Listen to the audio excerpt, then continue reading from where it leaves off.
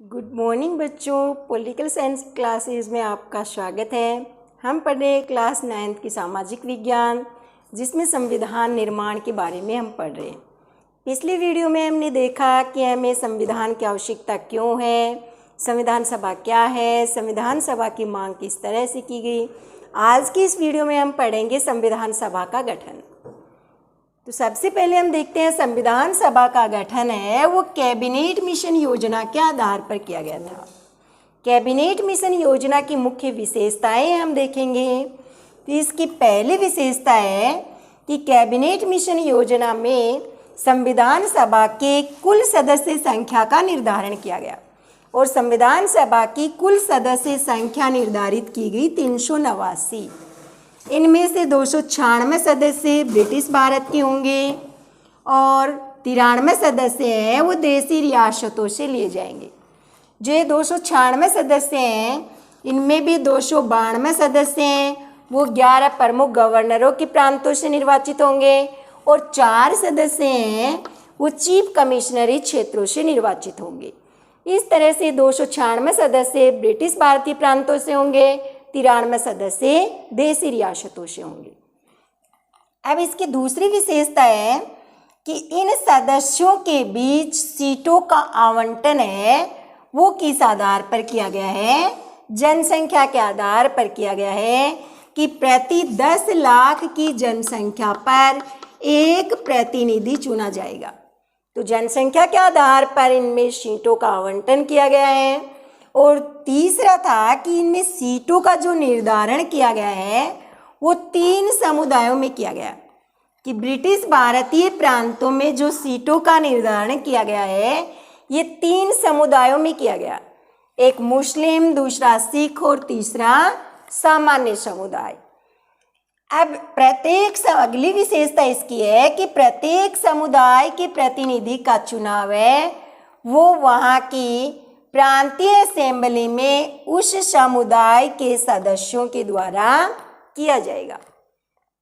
कि प्रत्येक समुदाय के प्रतिनिधियों का चुनाव मुस्लिम समुदाय, सिख समुदाय और सामान्य समुदाय, इन तीनों समुदायों के प्रतिनिधियों का चुनाव है वो किस तरह से होगा, प्रांतीय असेंबली में उस समुदाय के सदस्यों के द्वारा ही इनका चुनाव किया जाएगा, इनका निर्वाचन किया जाएगा।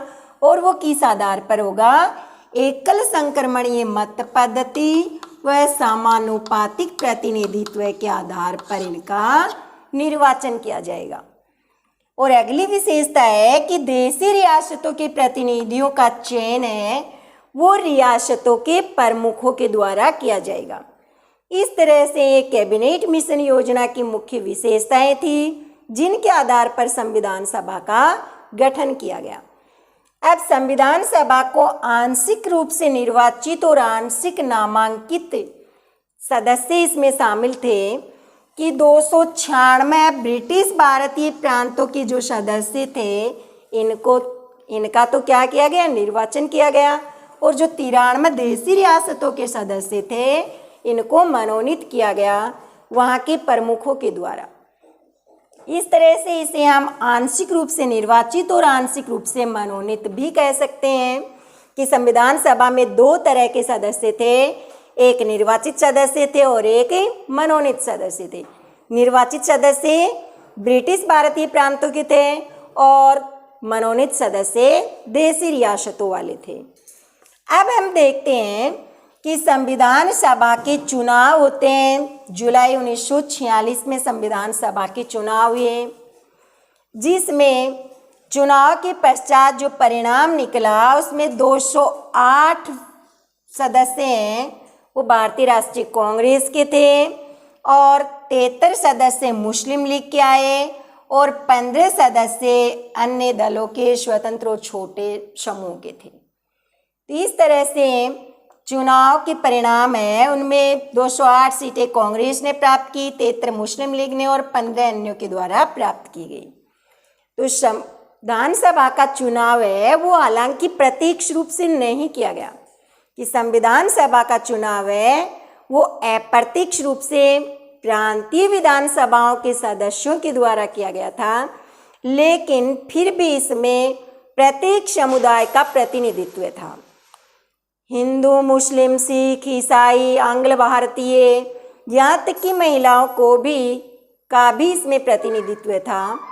तो संविधान सभा है वो प्रत्येक समुदाय का प्रतिनिधित्व करने वाली थी। हालांकि इसका निर्वाचन प्रत्यक्ष रूप से नहीं किया गया, इसमें सीमित मताधिकार का प्रयोग किया गया था, लेकिन फिर भी संविधान सभा है वो सभी वर्गों का प्रतिनिधित्व करने वाली थी। तो आज की वीडियो में बस इतना ही।